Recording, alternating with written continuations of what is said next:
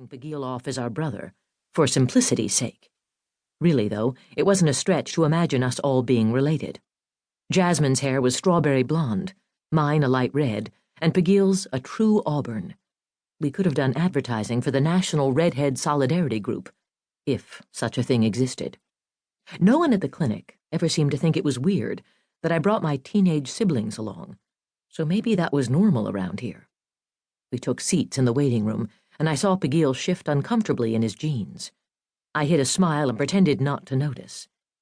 He thought human clothes were crude and ugly, but Jasmine and I had insisted he wear them if he wanted to be part of my obstetric security detail. Normally, the gentry favored silks and velvet in their clothing, with flourishes like puffy sleeves and cloaks. Maybe he could have gotten away with that on the West Coast, but not here, in Middle America. Both he and Jasmine stayed behind when the nurse came to get me.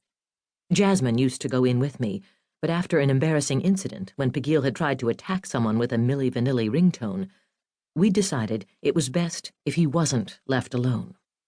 Although I admit, it was hard to fault his actions. I went to see an ultrasound tech first.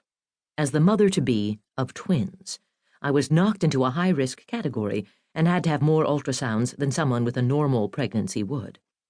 The tech situated me on the table and slathered gel on my stomach before touching it with her paddle. And just like that, all my crankiness, all my sarcasm, all the feelings I'd so haughtily walked in with, vanished, and were replaced with terror.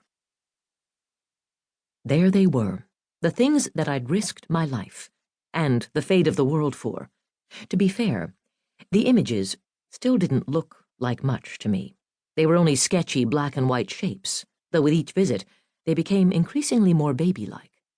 I supposed this was a marked improvement, since for a while there I was certain I'd be giving birth to aliens, and nothing human or gentry at all.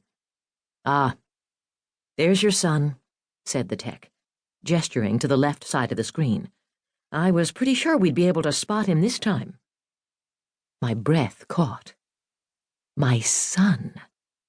As she moved the paddle to get a better angle, his profile flashed into stark relief, small arms and legs, and a rounded head that looked very human.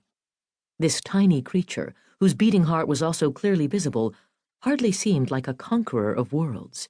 He seemed very small and very vulnerable, and I wondered, not for the first time, if I'd made a mistake in continuing this pregnancy. Had I been tricked? Had I been taken in by this innocent facade? Was I even now nurturing the man who prophecy said would try to enslave humanity?